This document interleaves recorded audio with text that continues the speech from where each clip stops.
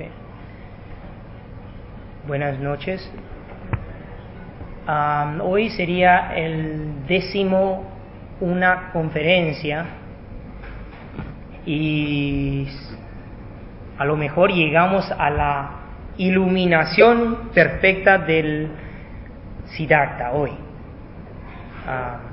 Pero bueno, llegamos hasta diagrama 107 la vez pasada y necesito que lo lea primero. Siddhartha trató de convertirse en una asceta de muchas maneras.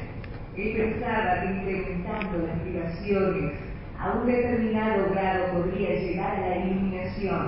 Por eso, cuando fue a Urupillipán,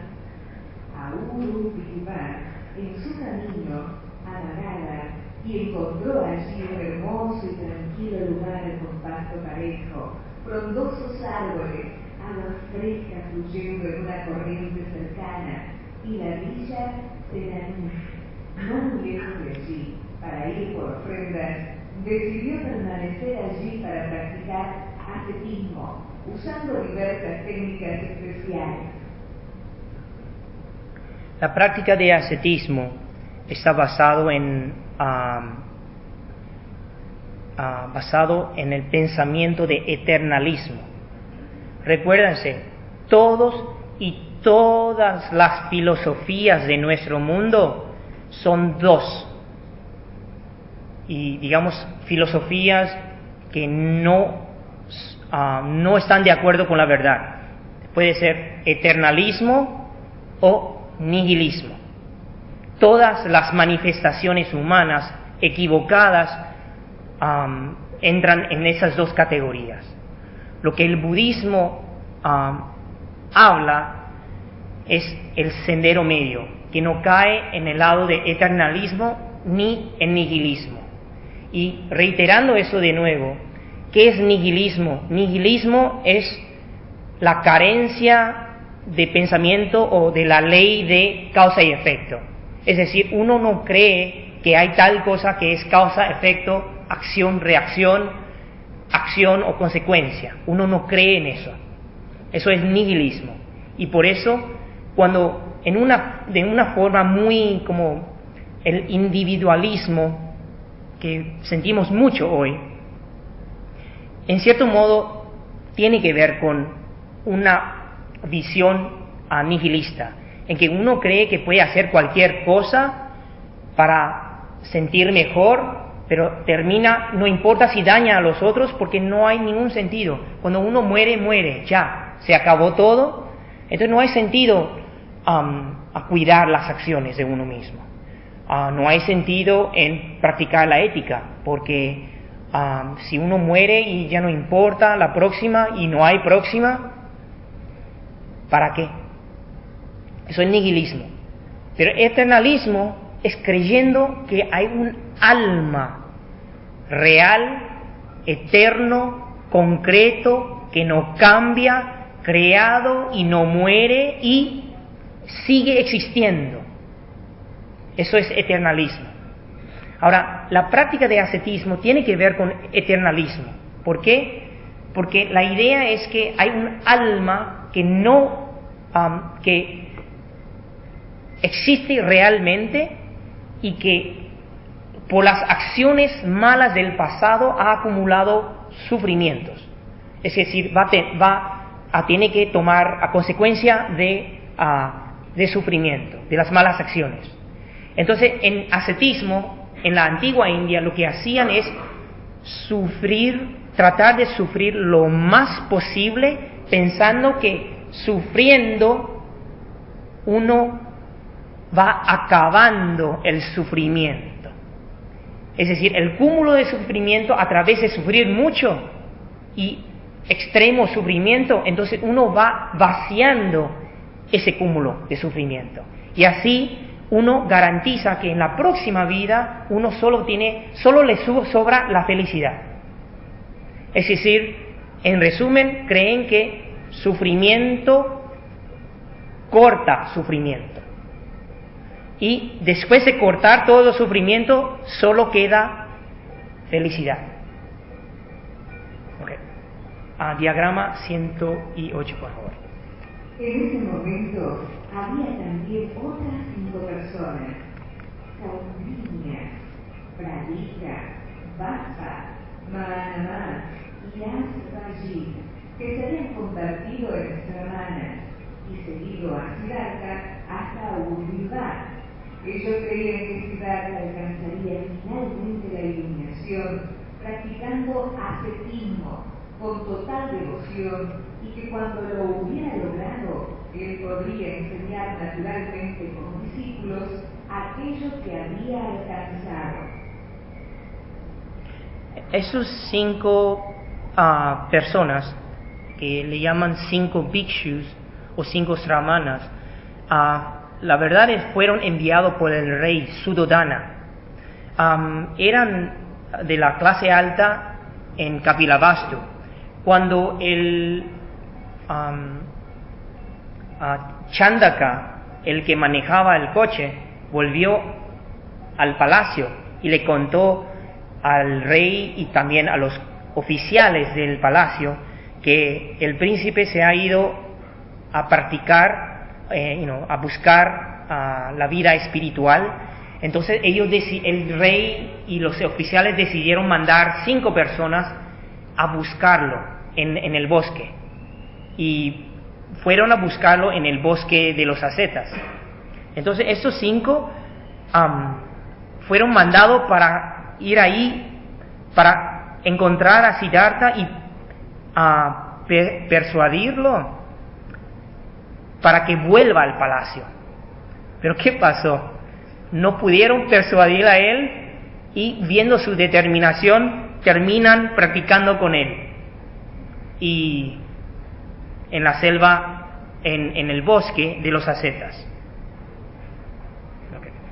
109. Siddhartha practicó una amplia variedad de formas especiales de ascetismo y entonces comenzó a reducir su dieta hasta el punto de no comer absolutamente nada. Se volvió tan delgado que hasta se podía ver su esqueleto. Sin embargo, esta dura práctica no lo desanimó ni un poco. Un día, mientras estaba meditando en soledad, se desmayó a causa del agotamiento. En ese momento, un joven pastor justo pasó por allí y se dio cuenta inmediatamente que Siddhartha estaba a punto de morir por inanición, ya que la gente del lugar sabía que ese hombre cerrado no había comido por muchos días. Él estaba practicando un ayuno extremista. Ese método es a través de no comer y de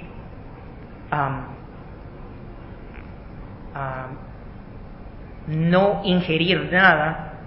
Entonces el método cree que uno se desapega del cuerpo, poniéndolo a pruebas dolorosas hasta que no siente ningún sufrimiento. Y ellos creían en la antigua India de que de ahí surge la experiencia directa de la verdad universal, cuando uno ya no está apegado al cuerpo. Pero bueno, hasta hoy en la India hay muchos practicantes ascetas de ese tipo, que llevan tratan de empujar el límite de su cuerpo. Bueno, Siddhartha lo probó, y probó diferentes técnicas, y siempre pudo es decir, su límite era bastante alto, pero lo que no notó era un mejoramiento o su introspección de la verdad. Es decir, él no notó que sus aflicciones estaban reduciendo, y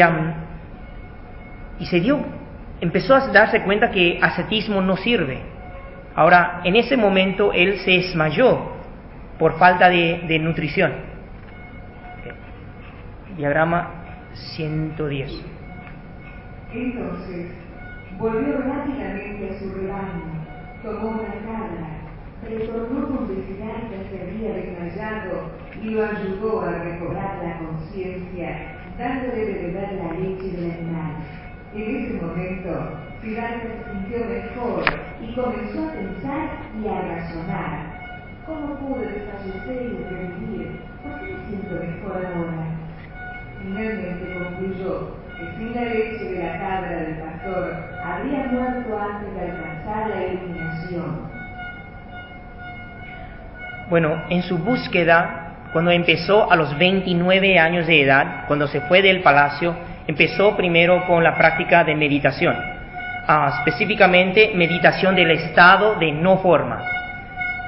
Y después, los últimos 6 años, porque él pasó 7 años practicando, en los 6 años siguientes él practicó ascetismo. Y todavía no pudo encontrar la verdad universal que él buscaba. Ahora, él pensaba que si esta experiencia de desmayarse y casi morir, él pensaba, si yo voy a practicar y morirme antes de llegar a la iluminación, esto no sirve. Entonces, empiezo a reajustar su mente, cómo analizar qué otra alternativa tenía. Él no sintió ningún progreso y no veía la solución a la vejez, enfermedad y muerte. Y su codicia, ira e ignorancia no vio que se cortó. Entonces, él está tomando otra mirada a su práctica de esos últimos 7 años y va a tomar una decisión. Okay. Diagrama 111.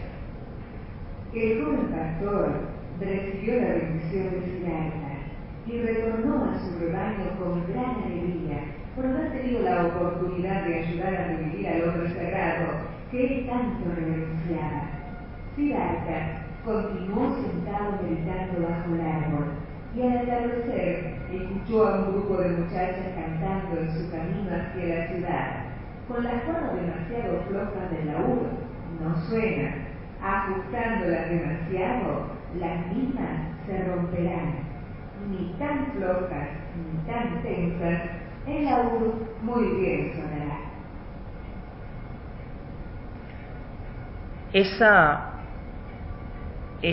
Esa canción que él escuchó le recordó del sendero medio. Es decir, el sendero medio, ¿qué es? Es alejarse de los extremos de hedonismo y ascetismo. Hedonismo es, puede ser lujuria, es decir, uno se pasa su vida tratando de disfrutar a los placeres sensuales. Eso es hedonismo, que no sirve para la práctica espiritual. Y el ascetismo es tratar de sentir lo más dolor posible, lo más sufrimiento posible, tampoco sirve. Entonces, ¿dónde está el sendero medio? Sendero medio es donde uno no está, se aleja de hedonismo y también se aleja de ascetismo. Ese punto medio es lo más difícil para llegar.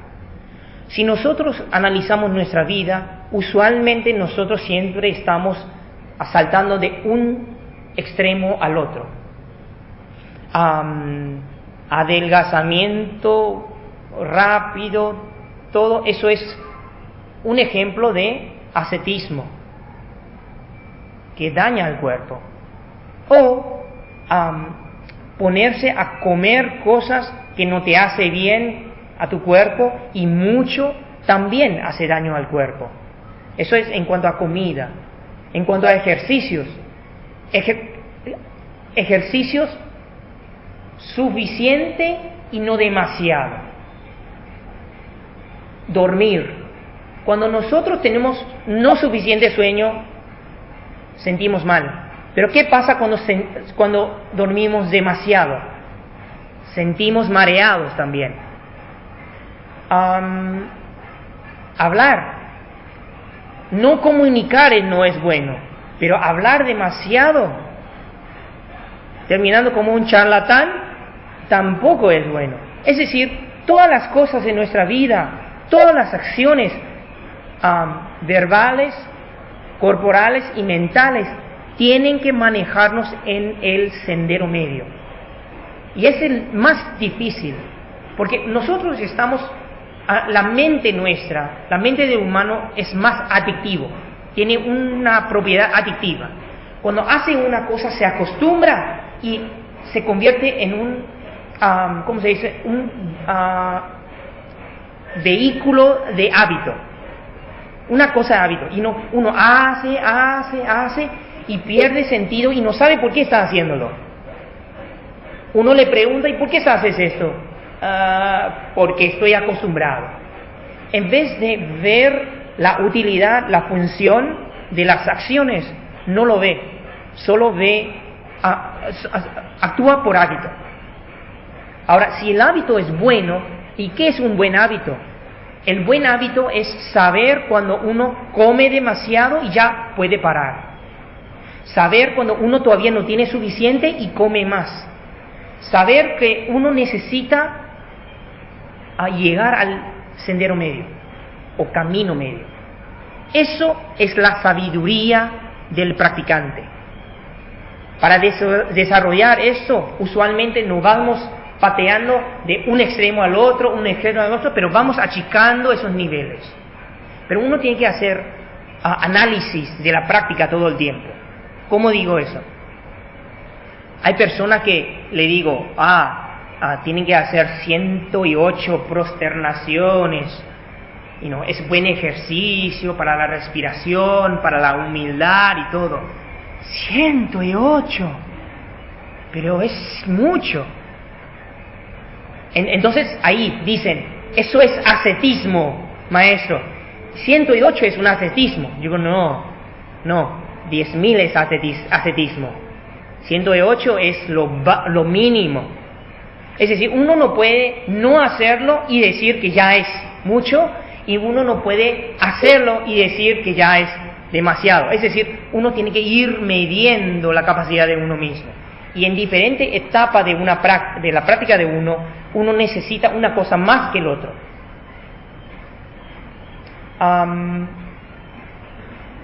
Sin haber probado una práctica, uno no sabe su límite.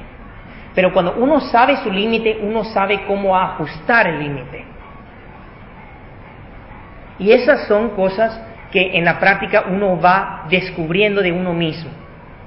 Ahora, en ese sendero de la práctica espiritual, uno tiene que ir entendiendo las debilidades y los puntos fuertes de uno mismo. Entonces uno tiene que desarrollar la parte débil y mantener los puntos fuertes de uno mismo. Cuerda floja o tensa lo podemos aplicar a la meditación. En la meditación, cuando uno usa demasiada fuerza, ya uno está poniendo demasiado energía. Uno no puede tener calma. Pero si uno no pone suficiente energía, entonces no puede concentrar tampoco. Encontrar ese sendero medio de cuánta energía a poner en el objeto mental de concentración, esa es la práctica. Y también es sendero medio. Y la vida, yo diría que tengo que, ¿cómo se dice?, patentar el término, y nadie por favor lo patente antes de nosotros, arte del sendero medio. Arte del sendero medio es el arte, verdaderamente el arte de la vivencia. Eso es lo que el Buda siempre propuso y él lo manifestó. Él vivió en el palacio con todo hedonismo y él lo dejó. Después con no es hedonismo, pero digamos, practicó meditación de nivel de no forma, del estado de no forma, que él indicó que no sirve para la introspección y lo dejó también. Y después practicó ascetismo de diferentes métodos y lo dejó. Y al fin mostró el sendero medio.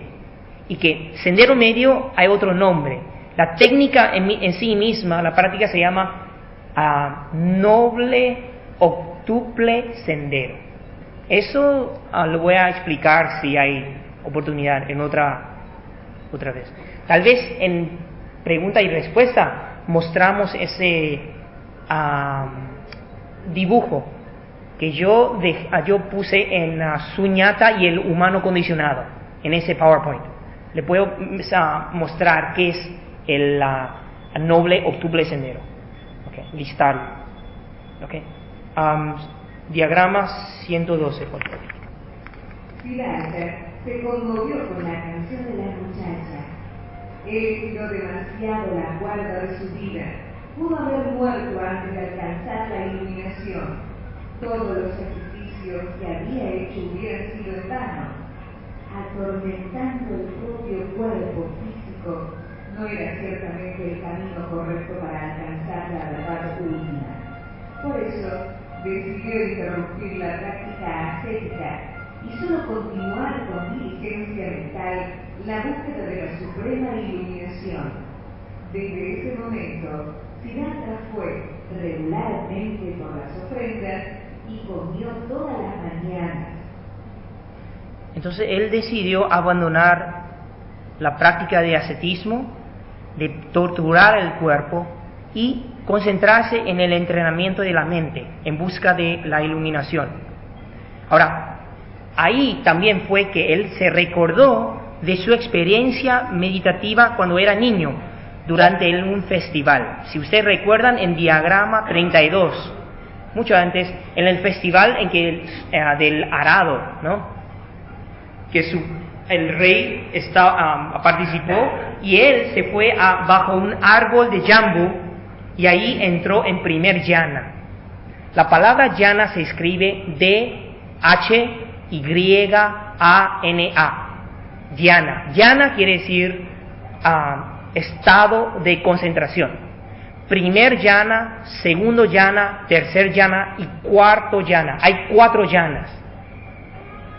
Esos 4 jhanas están correspondientes al estado meditativo de la esfera de forma. Esfera de forma. Esos 4 niveles son lo que todos los practicantes espirituales tienen que tratar de lograr si quieren usar y concentrar la mente para hacer la introspección profunda de la realidad universal. Y ese jhana, lo que ahora el Sramana Siddhartha se va a poner a practicar. Okay. Diagrama 113, por favor. Entonces, la salud de Siddhartha fue completamente restablecida y su tez se volvió brillante como el oro, la misma tez que tenía antes cuando vivía en el Palacio Real.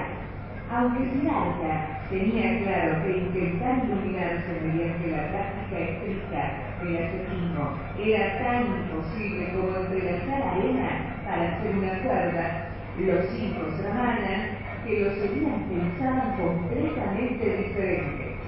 Ellos creían firmemente que dicha práctica era el único camino hacia la iluminación.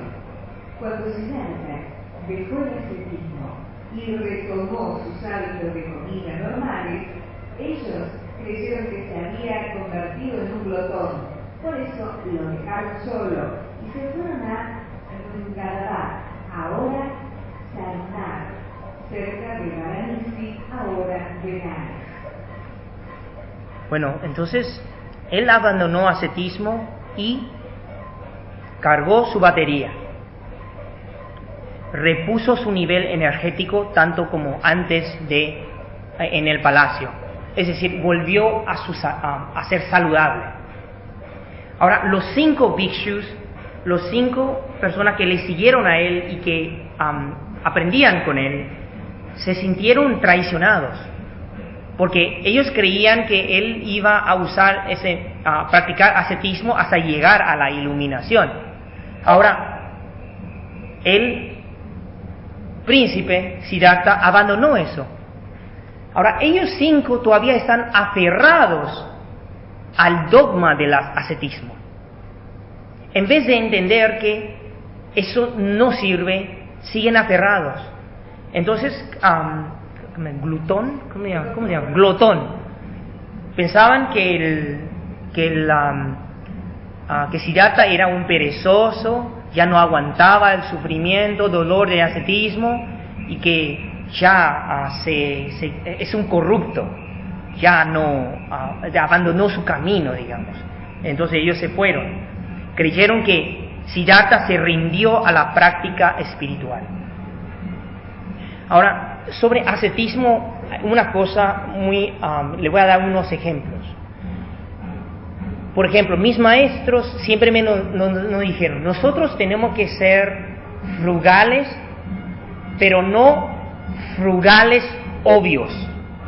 ¿En qué sentido? Por ejemplo, esta ropa que tengo ya tiene 19 años de edad. ¿Ok?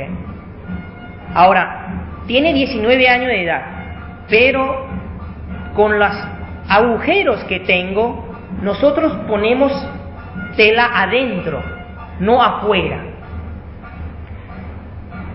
Hay practicantes que tratan de mostrar a los demás que son muy frugales.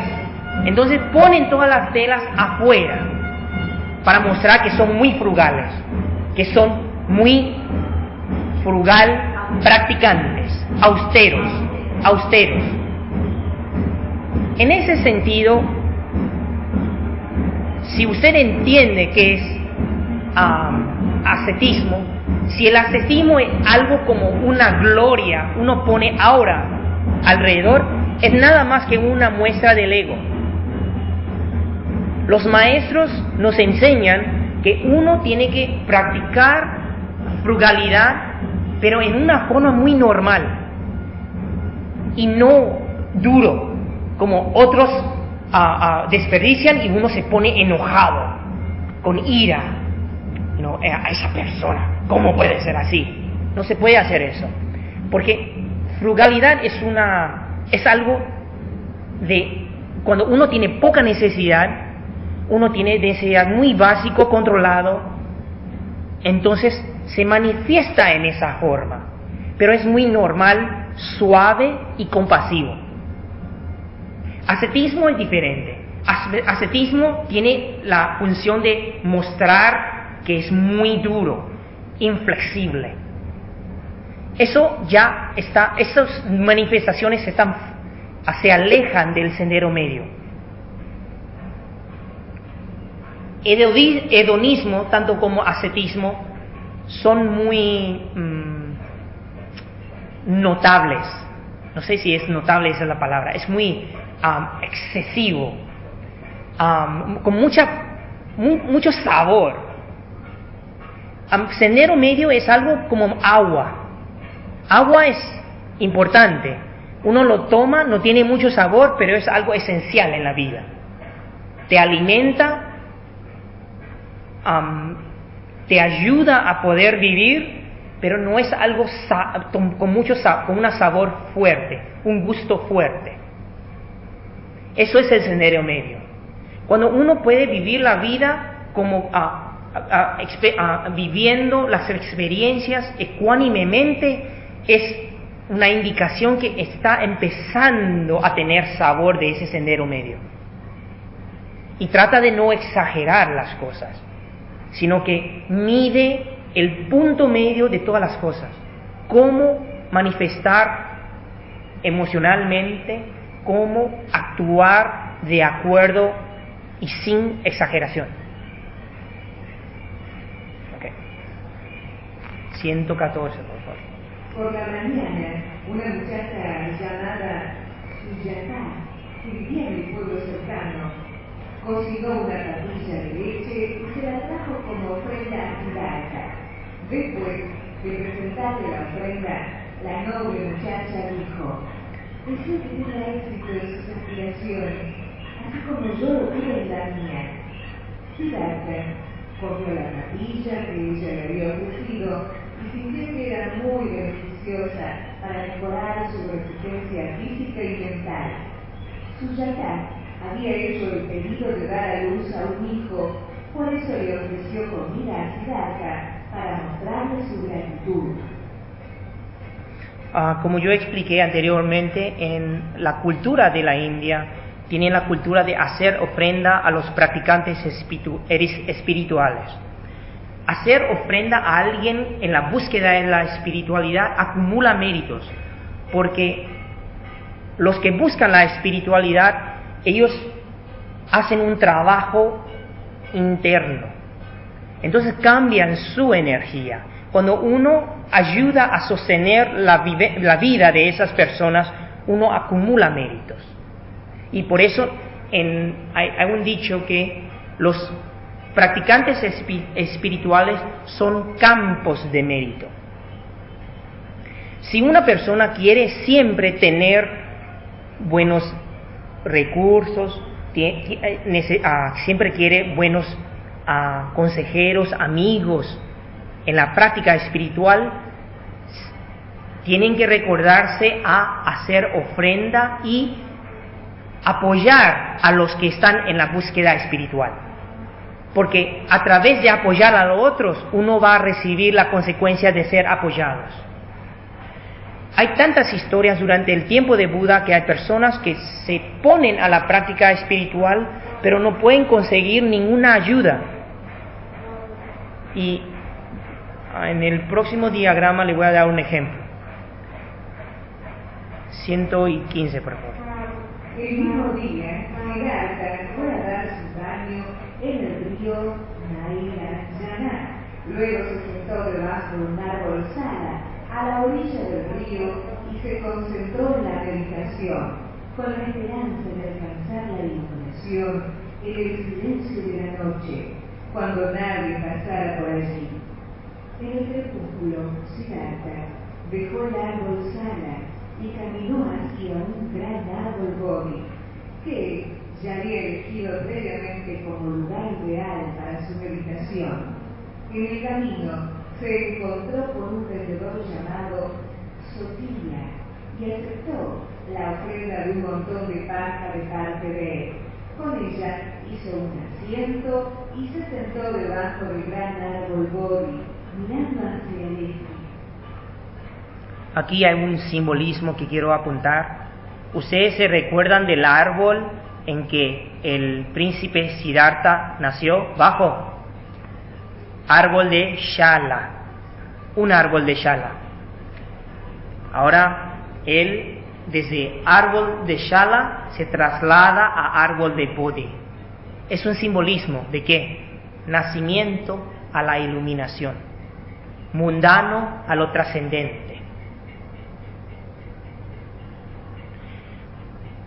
Y cuando él entra en parinirvana, o nirvana completa, ¿dónde? En 2 árboles de Shala, un círculo completo. Eso es un simbolismo de su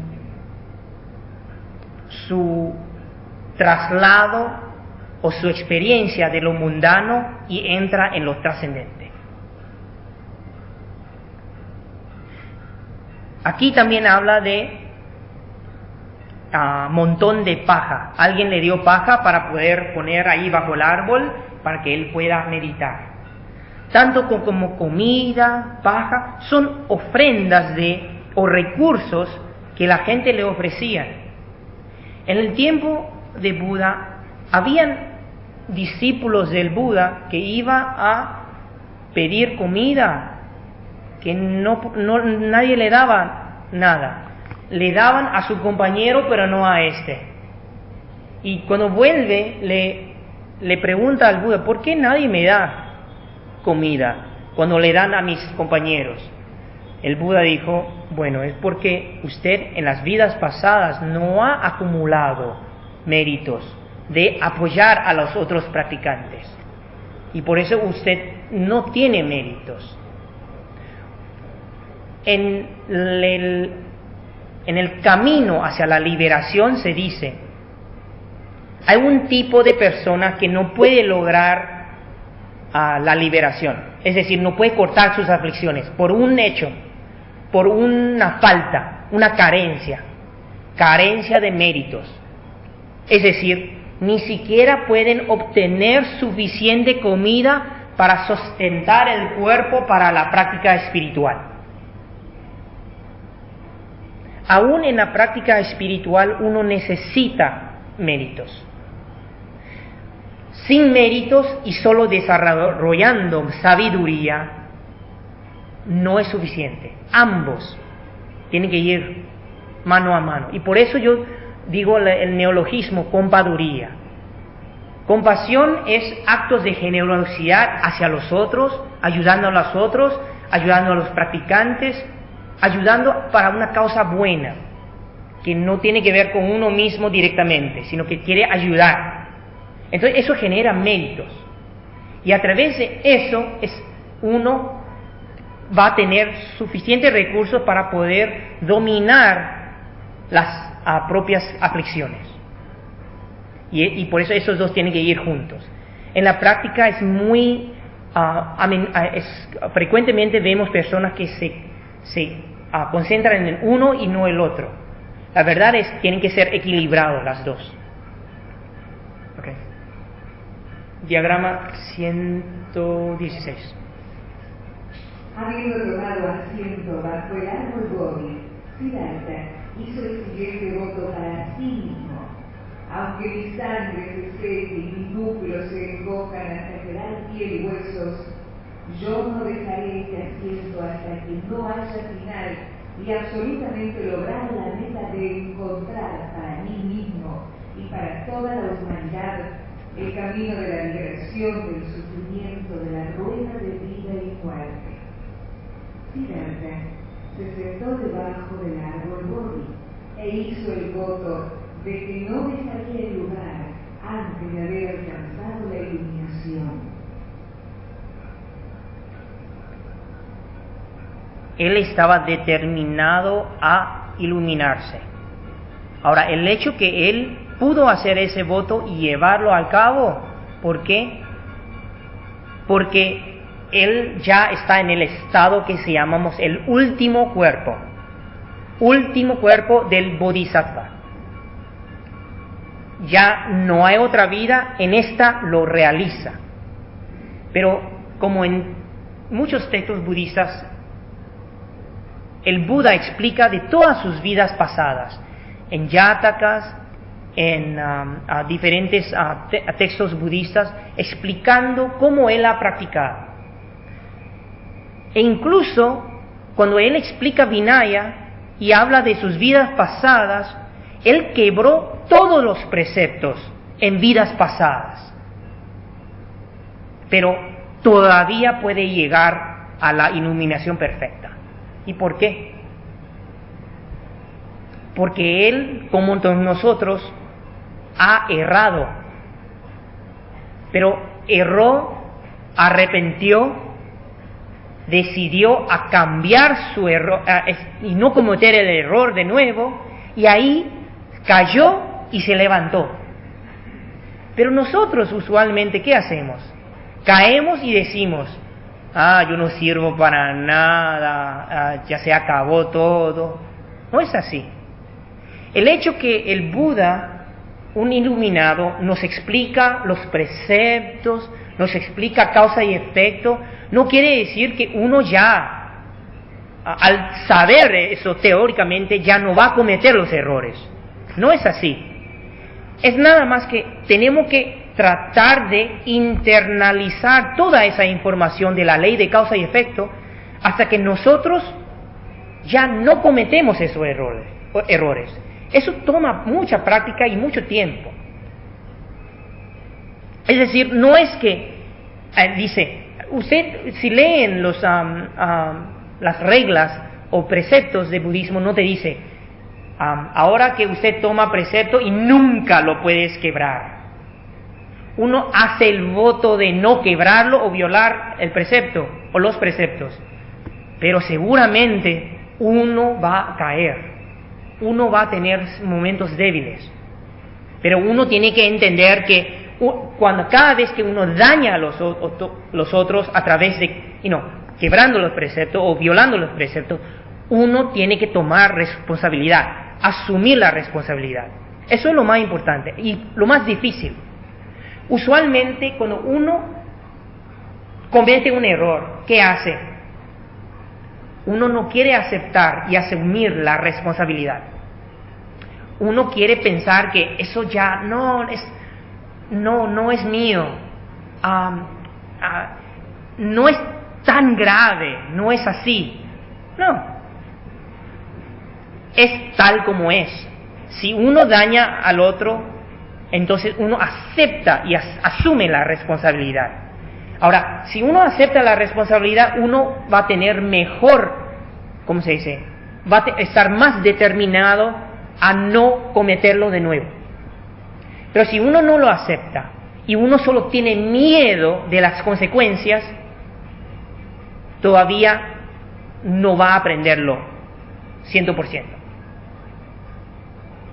Entonces, este Bodhisattva Siddhartha, practicado tantas vidas, ahora llega a su último cuerpo. Muchas personas nos preguntan, ¿por qué nosotros tenemos marcas de incienso aquí en la cabeza?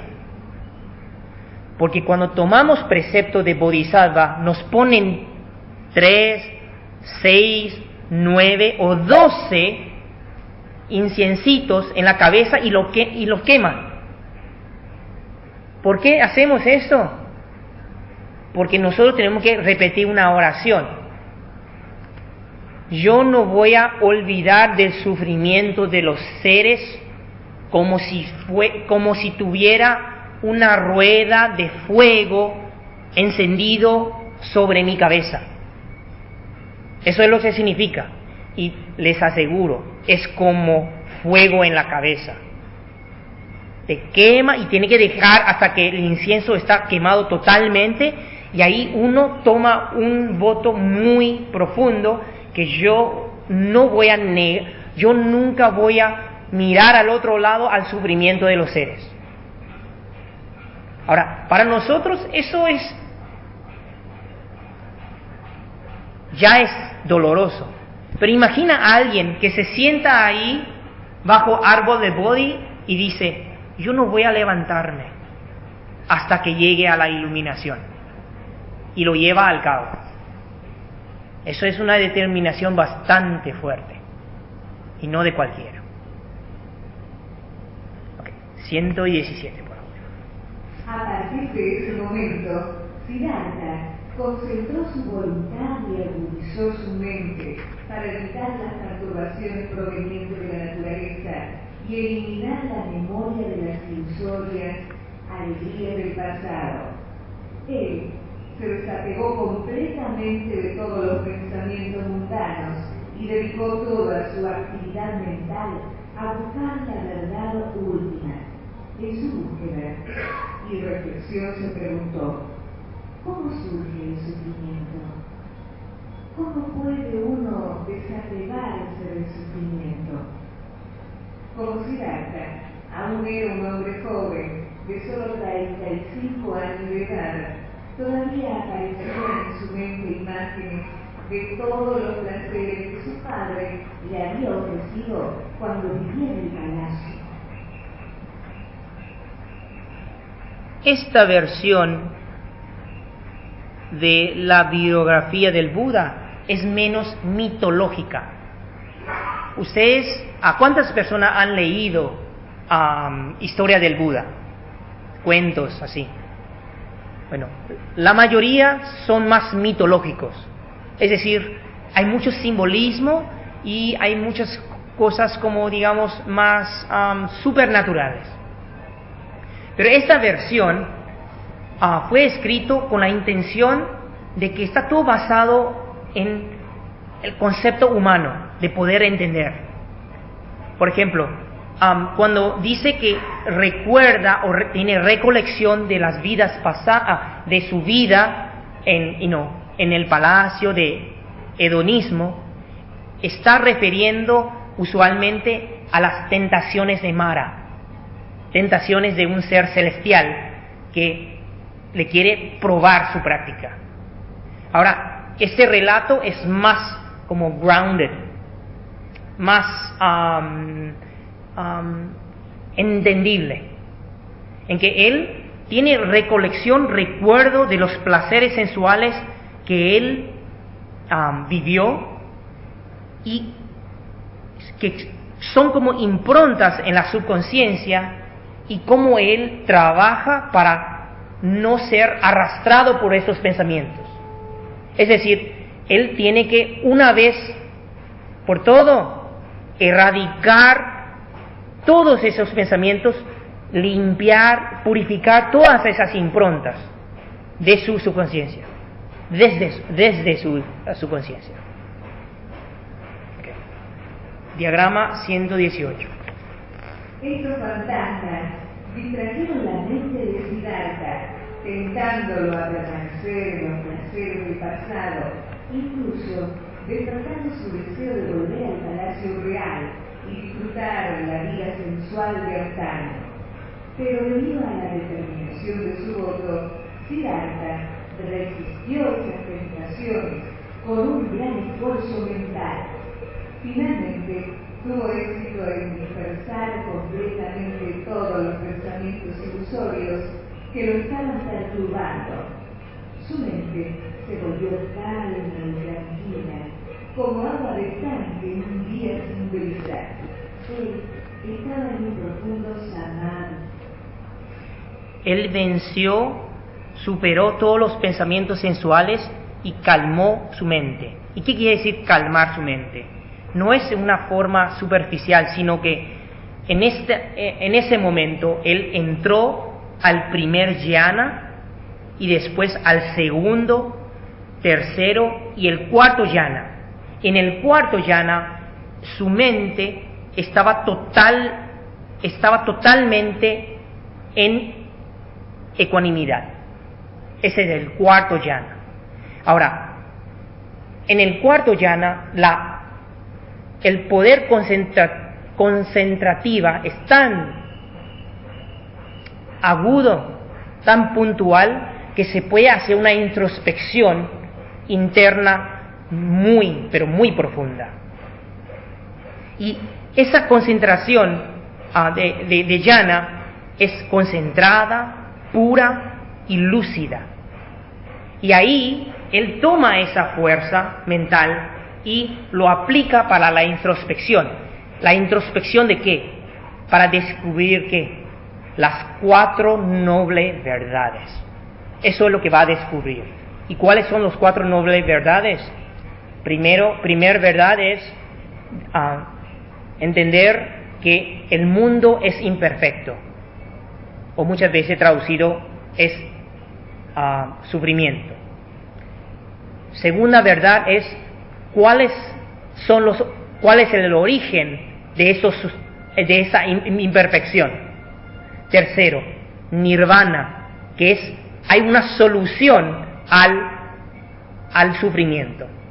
Y el cuarta verdad se llama el sendero hacia, ¿cómo se dice? El sendero para llegar al fin del sufrimiento o de la imperfección, es decir, el método. Okay. Y esas 4 nobles verdades son lo que él a través de la introspección realizó y tuvo una experiencia directa. Nosotros usualmente no tenemos una experiencia directa, sino que tenemos un sentimiento de lo que es, un sabor de lo que es, pero no es algo que permanece, no es suficiente para tomar mucha fuerza. Ahora, en este caso, el Bodhisattva Siddhartha, a través del poder meditativo de jhana, se hace una introspección. Ahora llegamos a 8:30. Sí, momento de preguntas y respuestas. Porque en la próxima voy a explicarle cuál fue su experiencia en esa última noche antes de, hasta que llegue a la iluminación.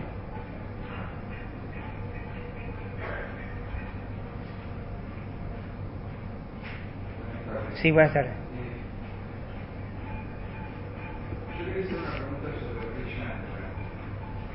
Quería hacer una pregunta sobre el Rey Shankar. Rey Shankar. Sí. El Shankar es como un círculo con diámetros blancos y negros. ¿Eso qué tiene que ver con la conferencia? No, quería saber si esa meditación produce algún efecto de introspección. ¿Sirve? Yo no estoy... si es una meditación de yoga o algo de otro tipo, yo no soy practicante de esos meditaciones.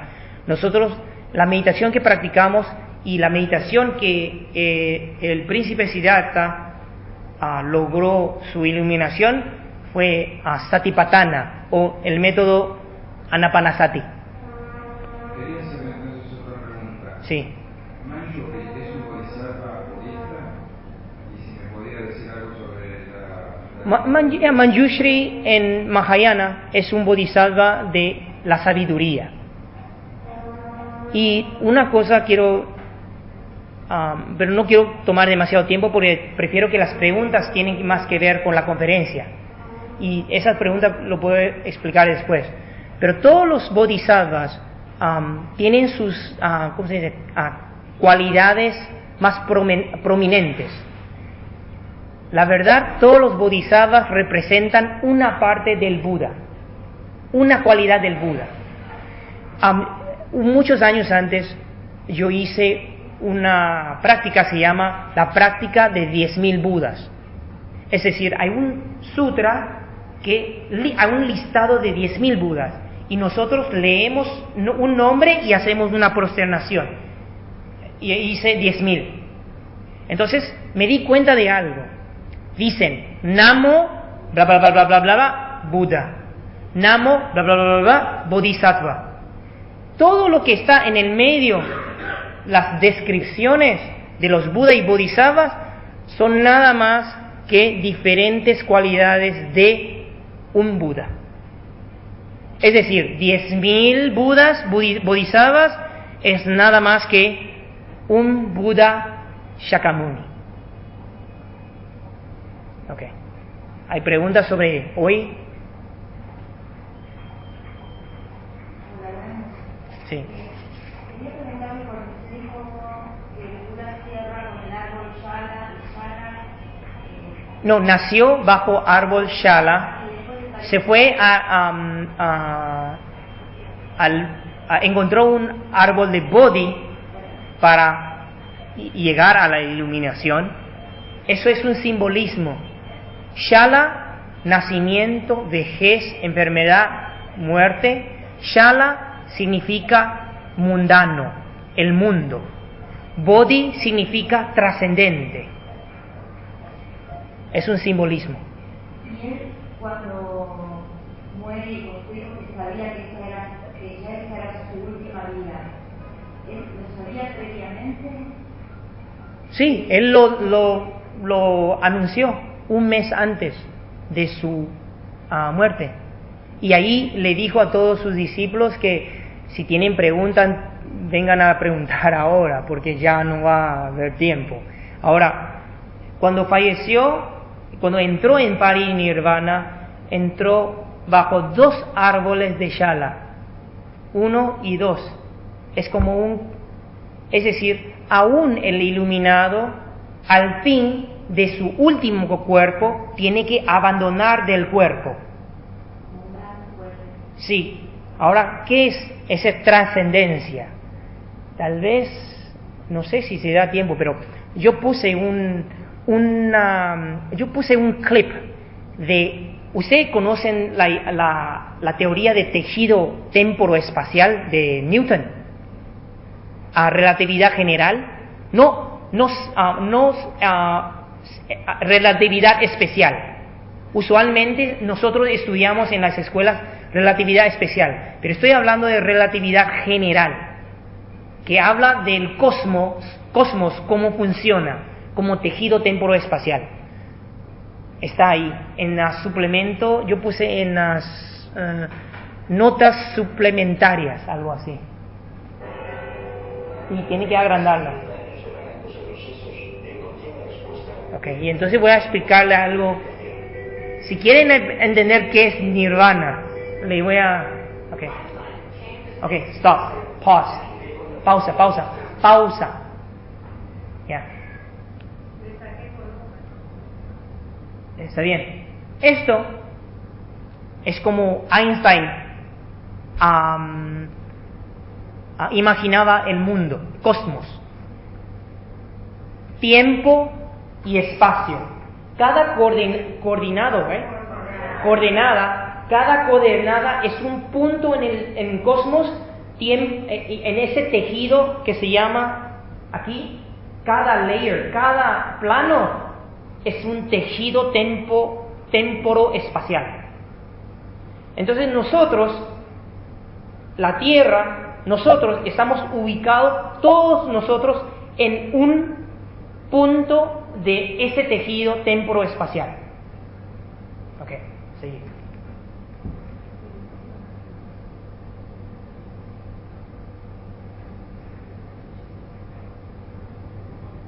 Ok, bueno, volver al principio entonces. Stop, ya, ahí.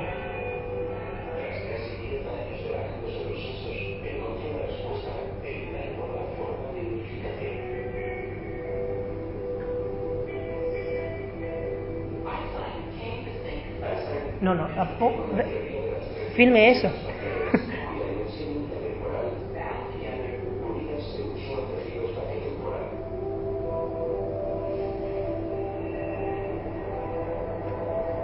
Ok, aquí, pausa. No, ya, se fue. Ok, este es Sol, este es Tierra. La verdad es, cuando hablamos de gravitación, no es que la masa del Sol le atrae a la Tierra, no es. Es porque por el hecho que la masa del Sol hunde al tejido, entonces la Tierra entra como fall down, cae al tejido. Y por eso las rutas, o como se dice, la rotación alrededor del Sol no es, la órbita no es circular, por esa razón. ¿Ok? Vamos a terminar eso y le explico qué tiene que ver con nuestra práctica y cómo entender nosotros, nuestra energía y cómo atrae a personas. ¿Ok? Ya.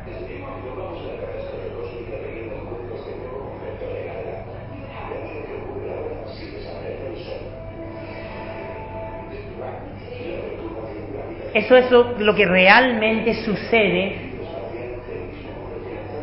Esa es la Luna y esa es la Tierra.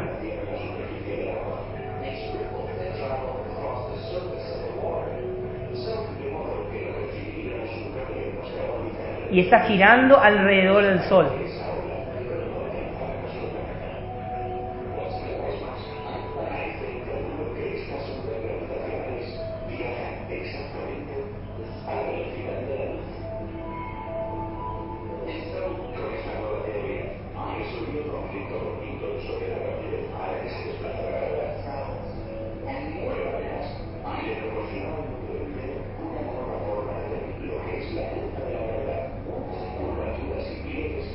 Ok, pausa. Y aquí Einstein dijo, ¿qué pasa si un día de repente el Sol desaparece? Entonces, el Sol desapareciendo, estaba hundido el tejido, ¿no? Y de repente, el tejido ya no está hundido, entonces tiene un wave, tiene onda, y que afecta a todos los demás planetas. Okay. Entonces la trayectoria de los planetas, ¿qué pasa? ¿Cómo se afectan? Así. Esta teoría de relatividad general explica lo que Newton no podía explicar. Porque Newton pensaba que hay una fuerza que atrae, gravitación, pero no es así. es lo que hunde al tejido temporoespacial.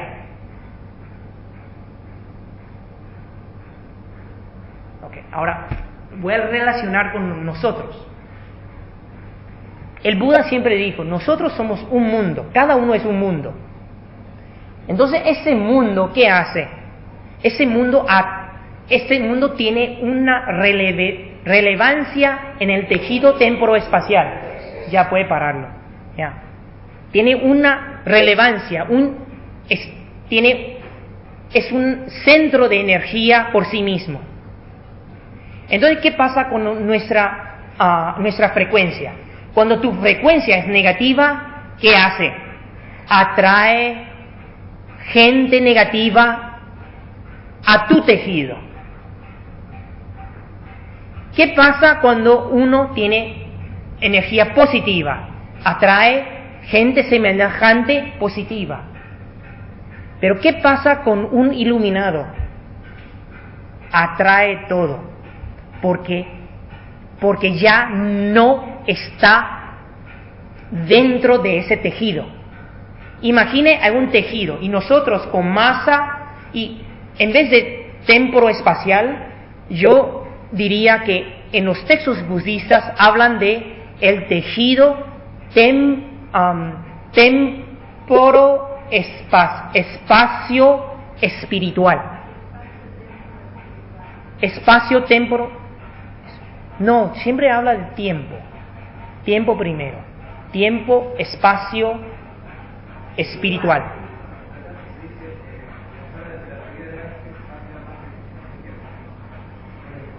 Espacio primero, espacio temporal. Entonces, como de tejido. Pero entonces, si hay dos, ¿cómo se dice?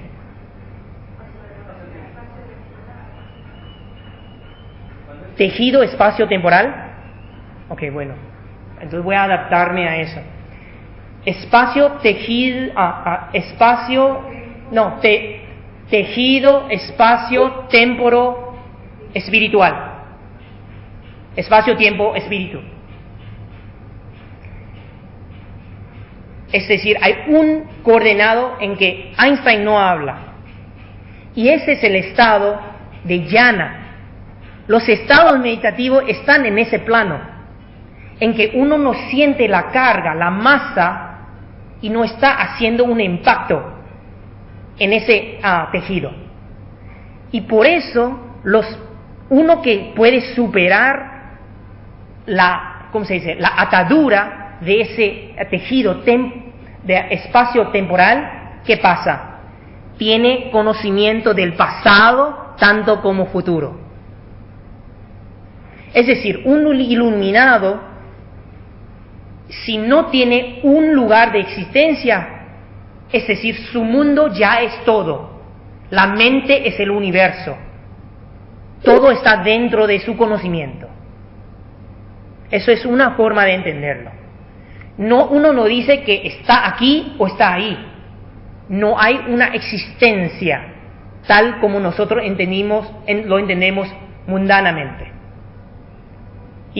Y por eso la iluminación, estado de iluminación, estado de nirvana, no es aquí o allá. Es un estado de total tranquilidad, felicidad, y no se habla de existencia o no existencia, porque eso todavía cae en la dualidad. Ok. Ya, tenemos todavía 5 minutos. ¿Más preguntas y respuestas? Yo le mostré eso para confundirte. Pero tienen que visualizar eso, cómo funciona, así. Mi pregunta es la siguiente.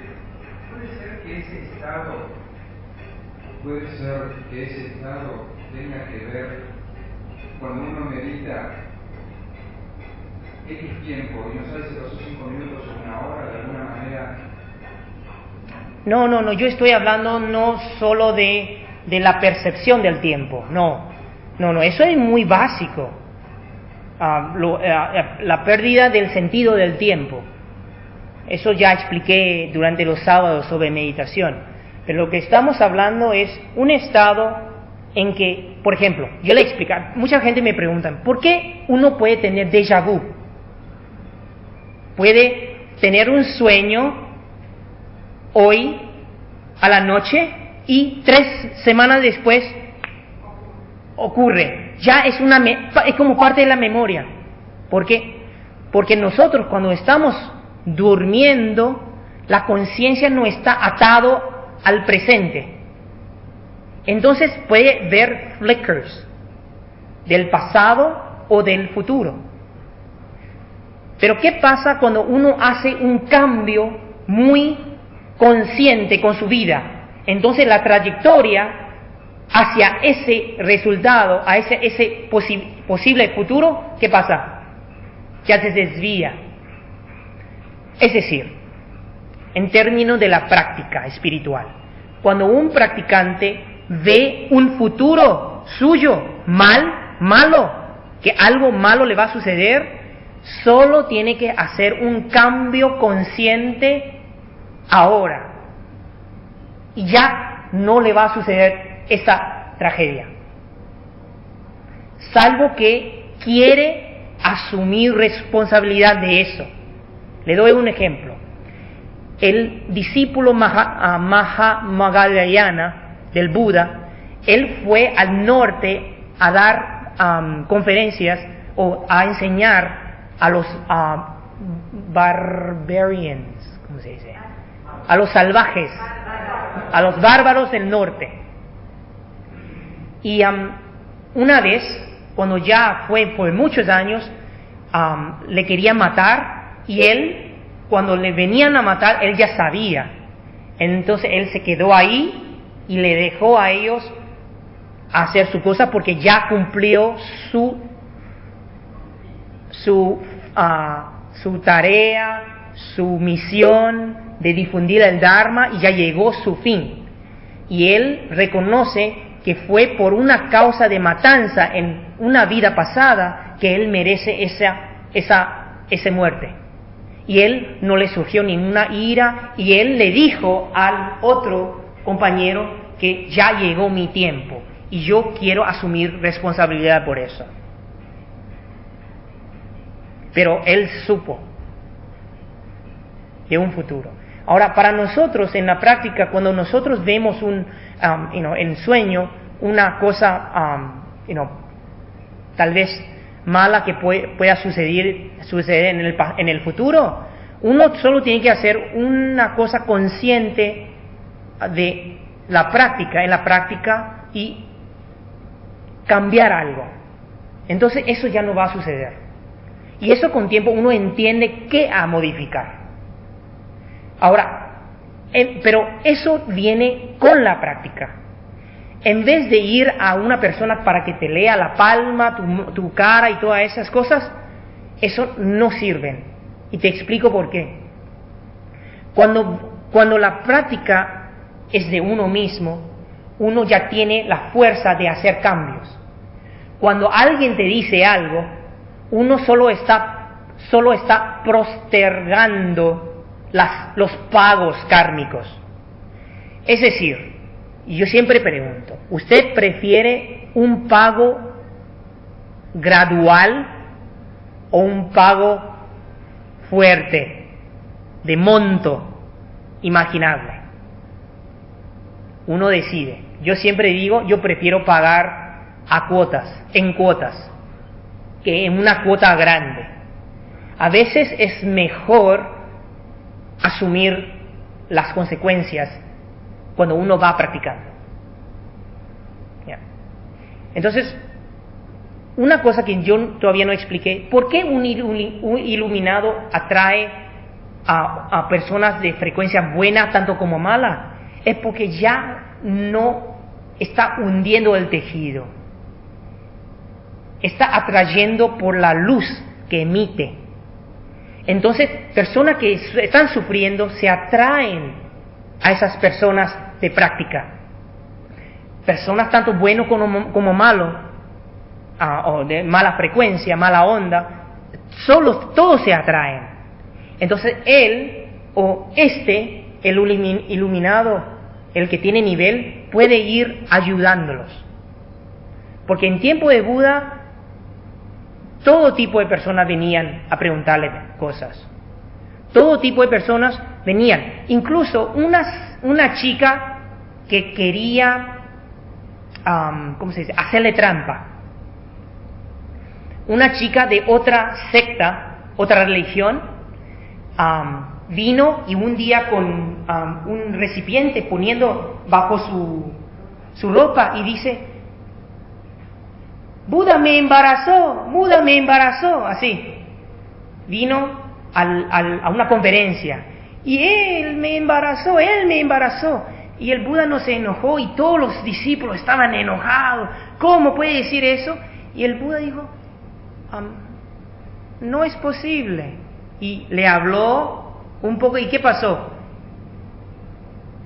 El recipiente se cayó al suelo y ahí a todos vieron que ella es una mentirosa. Pero el Buda en ese momento no mostró odio, ira, descontento, sino que mostró compasión. Y entonces, después de eso, le explicó a ella por qué no debe hacer trampa a otros. Ya. Así. Bueno, ya. Muy bien, Matías. El Sutra del Corazón en chino, leemos la